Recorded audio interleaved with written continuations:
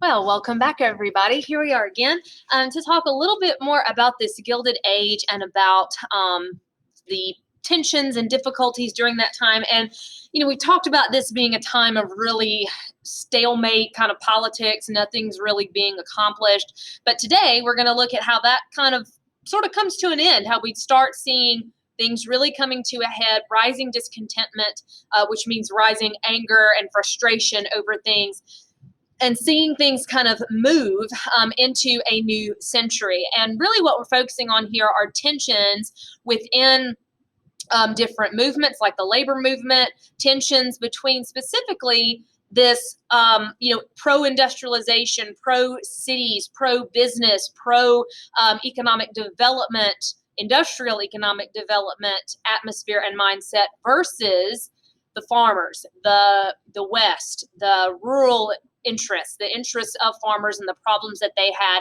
We're going to get back to those populists that we talked about a few sections ago and see how that movement eventually came to a head and how all of this sort of played out as part of the national conversation, and how as the century turned and we get to about 1900, that path of industrialization and business and all of that, and that meshing of government and big business becomes the path that the United States begins to take, kind of leaving rural America and agricultural behind in the dust. Not to say it goes anywhere, but that those issues would no longer be considered like the main issues that had to be addressed and that had to be talked about. So, we are both reiterating some things that we've already talked about here, looking at some new things. And keep in mind still, when we get to the chapter following this, we're not exactly going in chronological order here. We're kind of jumping around, but it will make sense, I think, to you once we get done with it. So, we said how political parties at the time didn't take huge,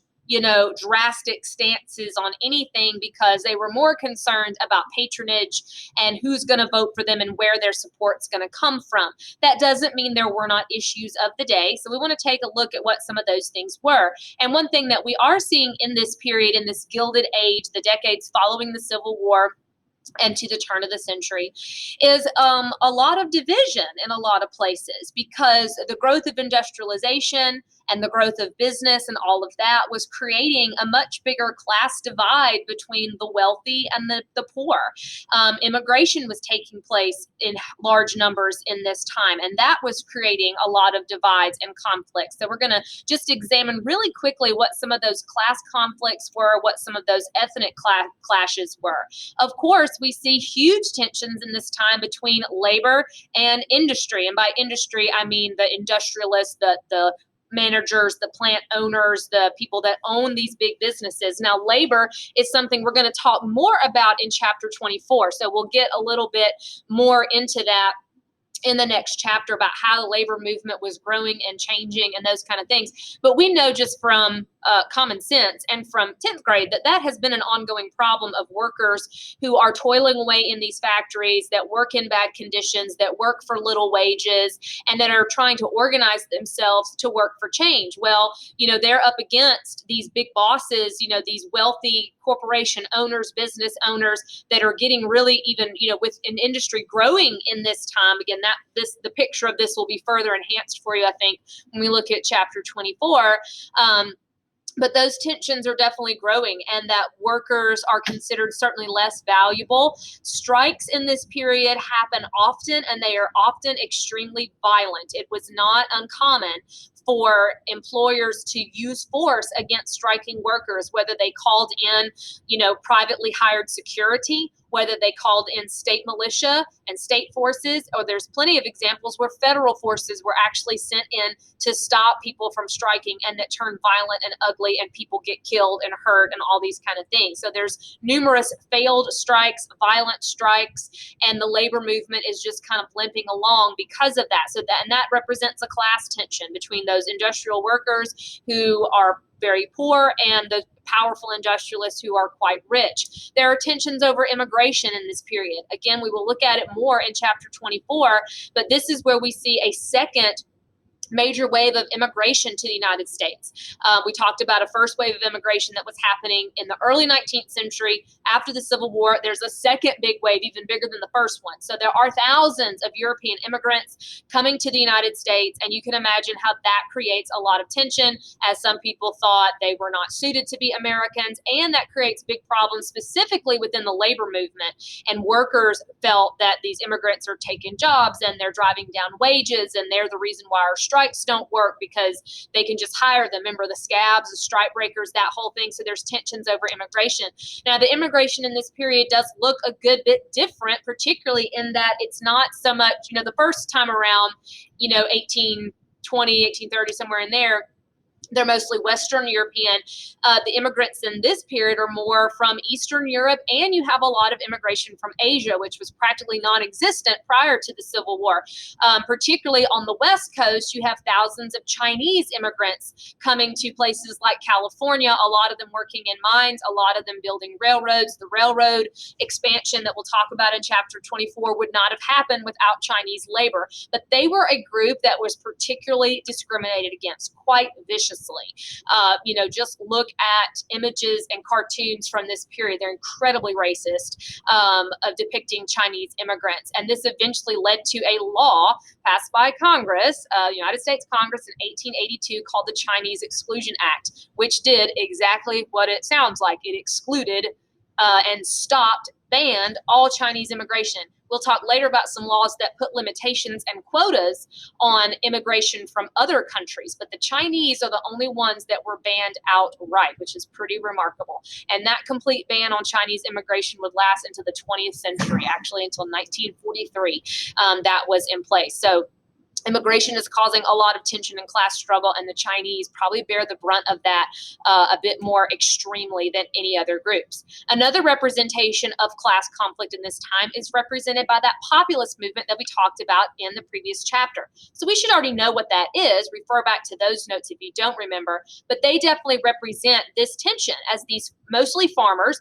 But remember, the populists were also trying to get in some of these industrial laborers that were angry over all of this business, over all the strikes and poor pay and all that kind of stuff. They're joining forces together to try to stand up against the wealthy, the moneyed class, the businesses, the banks. Think about all the things the populists stood for. They wanted the government to regulate those businesses. They wanted immigration restrictions. That's what that was in there for those industrial laborers. They're kind of representing a lot of that ethnic and class conflict. We're going to come back to the populists here in just a moment.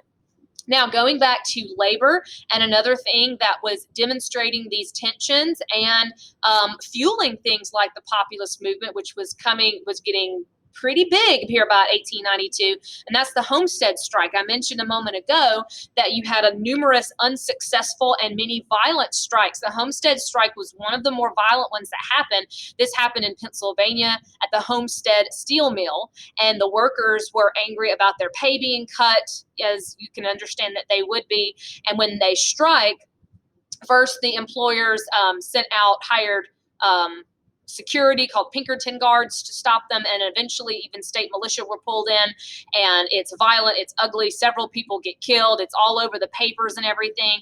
But this strike and how ugly and violent it got, and how these workers are saying, we're just trying to get better pay, and then they send in the military after us, that is what's causing a lot of people to say this is not okay and we want something done about it. So that is gaining fuel for things like the populist movement. It's causing a lot of those industrial workers to say, I'm going to support the populists because they want to stop some of this. And so that's why the populist movement is really gaining a lot of steam and is probably in its peak somewhere between 1892 and its ultimate collapse about 1896. 1892 also happened to be a presidential election year. The populists actually, nominated their own candidate for president, and they did remarkably well. Usually, these third parties that pop up every now and again, like Libertarians Today or the Green Party or something like that, they will get some votes, but they never, almost never, like win a state, like get any electoral votes. The Populists did in 1892. They actually won a couple of Western states. As you can probably imagine, the Populists get most of their support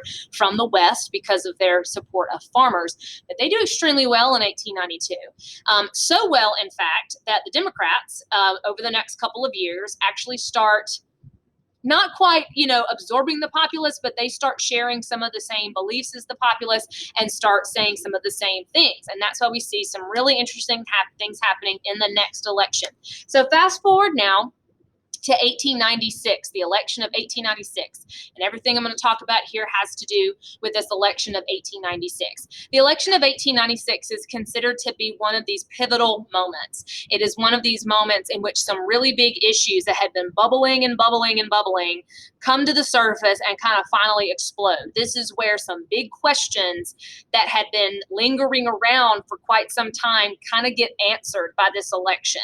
This decides not only who's going to be the president, but it really decides some of these issues that have been brewing for a while.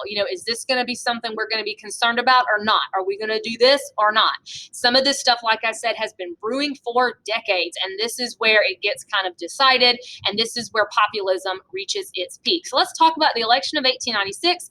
What are the big questions? Who's running? Where do they stand? And what happened? So the biggest question of all these issues that we have been talking about, tariffs and industry and immigration, all that stuff, the big number one issue by the time we get to 1896 is that currency debate, that monetary debate. That whole thing, it's kind of changed its outfit a couple of times since the end of the Civil War, but the ultimate issue there is the same. It is that hard money versus softer money. It is the inflation versus deflation question. And by this time, both of those sides have even taken on like little nicknames and personalities. This is kind of the ultimate showdown of that currency question. And the two sides by this point are being known as gold bugs and silverites. So the gold bugs, obviously, those are the people who want to stay on the gold standard, people that do not want inflation. This would be your wealthier people, your upper class people. These would be business owners. These would be bankers, people that have money, that don't want to see the value of that money go down. Those are gold bugs. And this little pin right here, this is a little bug. Little gold bug. This is like a little pin or a decoration that someone might wear to support their side of the gold bugs. The silverites obviously are the people that support the coinage of silver. Remember that whole concept, wanting inflation, more money to be around, that started with the greenbacks, and then it eventually turns into bimetallism or silver coinage, and that's adopted by the populace. So that's something that farmers, workers, people that don't have a lot of money that would like to see more money in circulation, they want that. So that is that monetary debate or currency debate. By this time, we call that gold bugs versus silverites. The two candidates in this election, we have William McKinley, who runs as a Republican. As a Republican, that means that he's with the gold bugs. Republicans are a pro-business, pro-industry, don't regulate the businesses because the government shouldn't do that, and we want businesses to grow. We don't want inflation. We're going to encourage economic development. We want high tariffs, all that kind of stuff. That would be the gold bugs and Republicans.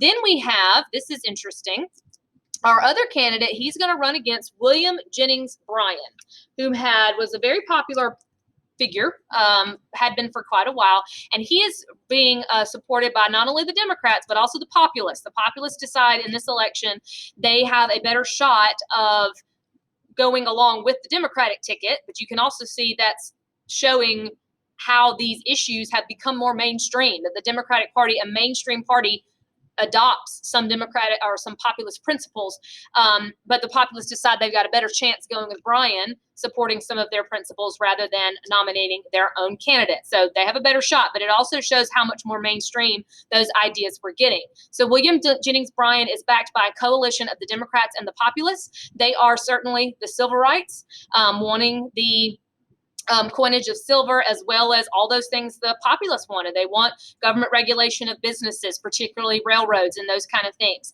And William Jennings Bryan is one of those American politicians that was incredibly popular, but just never quite makes it to president. And there were so many people that he was just one of those that was such an impassioned speaker, and people just could not help but listen to him. He was just one of those remarkable, gifted orators. And of his speeches, one of his most famous speeches was given at the nominating convention, or maybe it was a campaign speech, I can't quite remember, but it was during the campaign, and it becomes known as the Cross of Gold speech. And that cross of gold was symbolic, and this little political cartoon right here refers to that, refers to the gold standard. And basically he said, and if we get a chance, we'll read it, but the last lines saying, basically to the people with money and all the industry owners and the bankers and all those folks, you're not going to crucify us, the poor people, on a cross of gold. We're not going to sacrifice ourselves for you.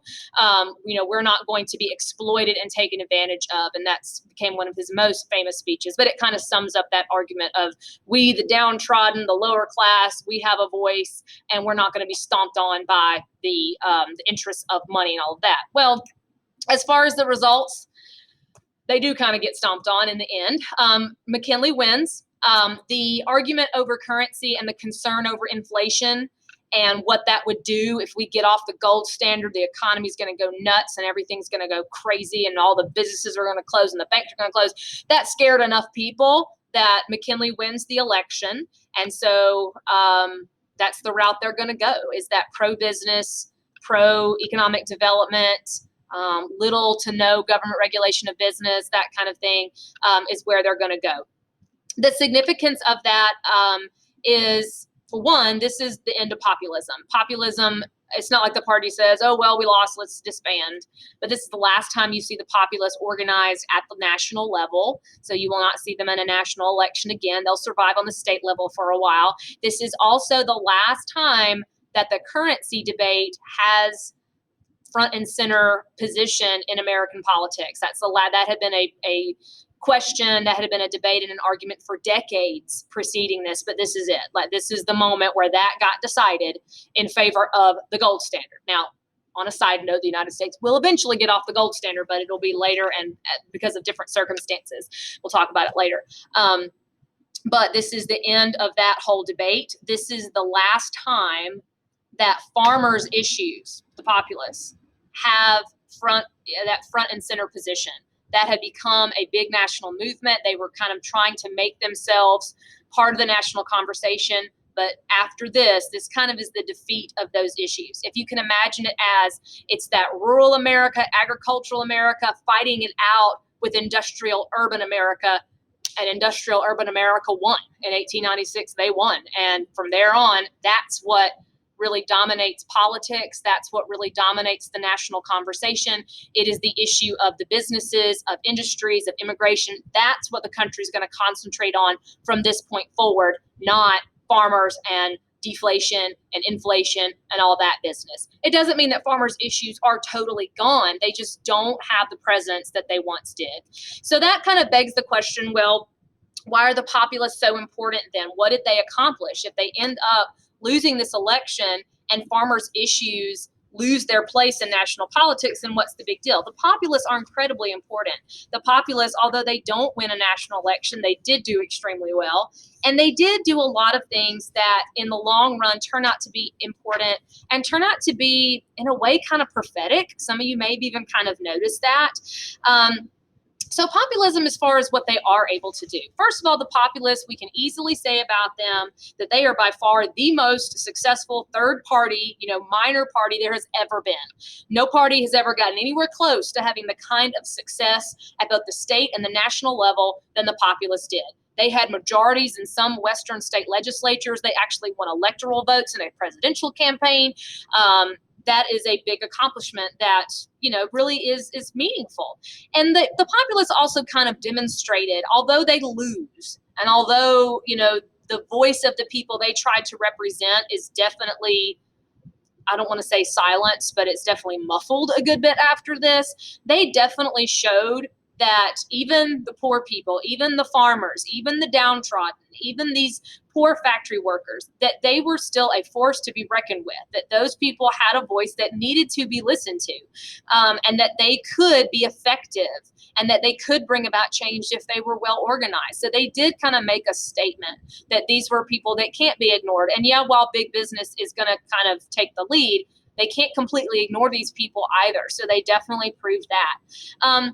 And another big thing that the populists do, what I think you could probably argue maybe one of the most important things that they do, is where they're kind of prophetic, meaning that they set an agenda that for reform that doesn't get accomplished right here in the 1890s, but you can bet that it eventually will. Some of their ideas, you may have noticed, eventually do happen. It just doesn't happen right then. Some of their ideas eventually do get taken on by the Democrats or other people. We'll talk in a couple of weeks about the progressive movement. A lot of progressives, they kind of looked at the populists and said, you know what, they were onto something. For example, the direct election of senators, that eventually does happen. The United States does eventually get off the gold standard. Eventually, we will see regulation of businesses and those kinds of things. Eventually, there will be immigration restrictions even. So some of the things that they said, almost all of them, eventually other people said, you know what, they were onto something. And eventually those things do gain a lot of support and eventually they happen. And that's something that a lot of third parties do, is they kind of are willing to talk about the stuff that no one else wants to talk about. They're willing to talk about things that are kind of seen as extreme at the time, but then decades later, sometimes they're not seen as quite so extreme. You can see lots of examples of that with third parties. So after 1896, like I said, the interests of the businesses, the interests of the industrialists, that is really what takes front and center. That's what becomes the main issue. Farmers' issues, they're not gone, but they just don't have the presence anymore. They just don't have the support that they once did. So that's what we'll be looking at next, is about that industrialization, that industrial movement, and what those issues were, and a little bit about why that industrialization happens and what it means for different groups of people. So that's what we'll be talking about next time. So until next time.